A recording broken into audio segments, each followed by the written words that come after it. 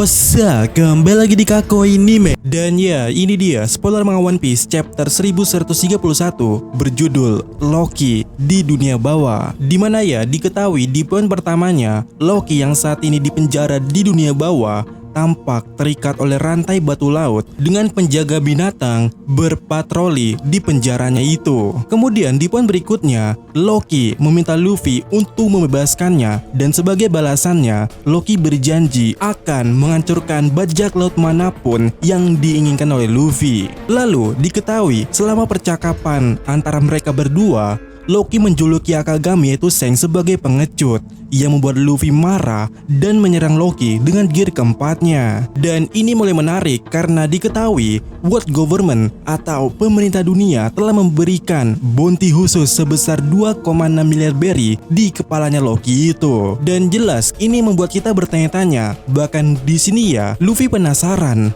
dengan hubungan antara Akagami dan juga Loki tersebut, di mana Luffy menuntut penjelasan daripada Loki, tapi Loki mengatakan atau mengisyaratkan secara samar-samar dia hanya akan mengungkapkan apa yang terjadi atau kebenarannya itu jika Luffy membebaskannya. Sementara itu ya, Zoro dan kelompoknya berhasil lolos dari Root dan sekelompok bajak laut lainnya. Kemudian Shin beralih ke kapal Elbaf. Di sana kita menemukan atau mengetahui kalau Robin telah bersiap untuk bertemu kembali dengan Saul. Dan di sana, Brook memotong rambut Robin dan kembali dengan gaya sebelum time skip. Ya, gaya rambut seperti ini. Dan ini sangat menarik karena dia ingin reuni dengan Saul. Tapi apa yang terjadi? Di akhir chapter kali ini, kita melihat ada Giant yang berteriak dan mengatakan kalau Saul telah mengalami kolaps dan jatuh ke tanah. Ya gitulah. Dan bagaimana menurut kalian di mana spoiler sampai di sini? Dan hal menarik yang terjadi di sini jelas adalah hubungan Loki dengan Akagami. Dan apa hubungannya sampai World Government bisa-bisanya memberikan bounty senilai 2,6 miliar berry di kepalanya Loki itu?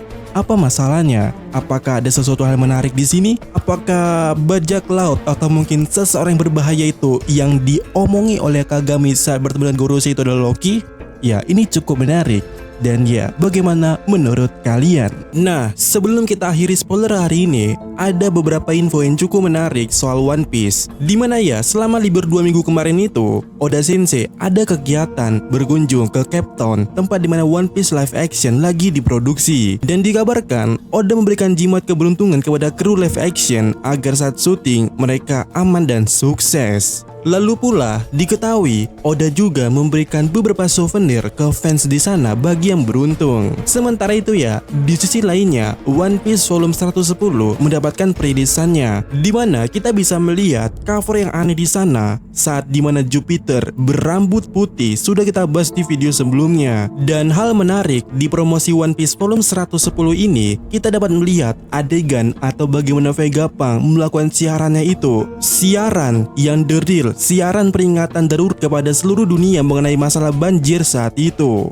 Ya ini sangat bagus ya. Sayangnya animenya masih lama karena hiatus. Selain daripada itu, jika kalian tahu, jika kalian melihat preview volume tersebut pada websitenya, nah kalau kalian terus melihatnya dan menggulirkan ke halaman berikutnya, tiba-tiba akan muncul ikon atau logo World Government pada layar kalian, dan kemudian mengatakan kalau halaman ini sudah dihapus dengan alasan mengancam perdamaian dunia. Damn, World Government sudah memposting peringatan darurat di pihaknya doang tapinya. Selanjutnya di minggu kemarin juga muncul SBS volume 110 serta 10 Q&A spesial dari Oda yang pula sudah kita bahas di video sebelumnya. Tapi di sini ya terbaru ada info Fever Cut yang belum kita bahas, dan ini dia sedikit info Fever Cut daripada beberapa karakter berikut ini. di mana dimulai dari Garp yang telah dikonfirmasi memiliki haki raja. Ya, akhirnya di Fever Cut kali ini Garp telah dikonfirmasi memiliki haki raja, dan ditemani dua jenis haki lainnya, Garp saat ini resmi telah menguasai 3 jenis haki yang ada.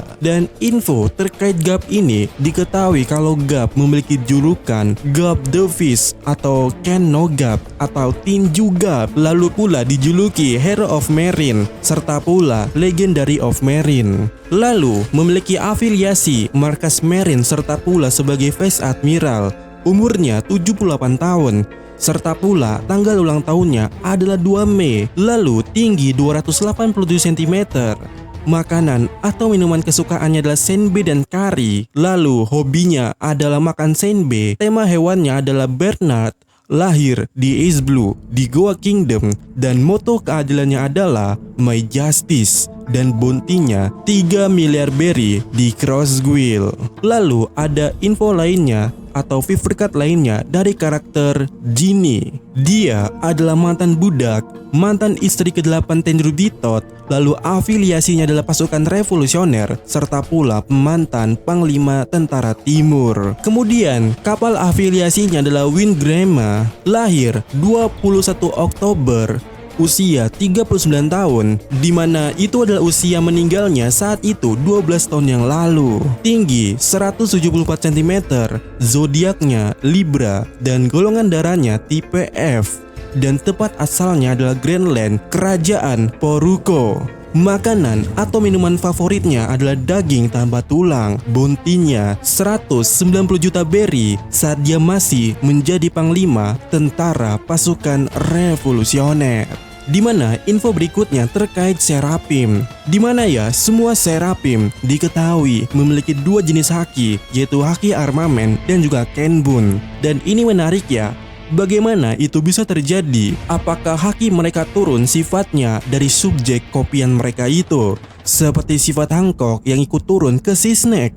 Cuman pertanyaannya, jika itu terjadi, kenapa haki Raja Hancock tidak turun ke si Snake? Apakah ada faktor lain? Apakah Vegapunk menambahkan sesuatu agar mereka bisa menggunakan 2 haki tersebut? Ya, ini cukup menarik karena ini membuka peluang kalau Franky bisa menggunakan haki. Lalu usia mereka 8 tahun, tapi mereka lahir atau diciptakan 2 tahun yang lalu. Dan tidak ada indikasi kalau mereka akan bertambah umur atau bertambah dewasa. Dan seperti yang kalian ketahui, mereka mengikuti perintah otoritas yang sudah ditentukan. Kemudian ya juga ada info terkait Akainu dan Hibari, yang mana diduga mereka memang anak dan bapak. Dimana diketahui mereka berdua berasal dari perairan yang sama, yaitu North Blue. Dan hanya mereka berdua di One Piece ini yang diketahui berbicara dengan dialek Hiroshima. Dan keduanya pula bergolongan darah tipe F. Dan apakah ini kebetulan? Ya mungkin kebetulan, tapi mungkin juga tidak kebetulan. Dan ya, bagaimana menurut kalian info kali ini?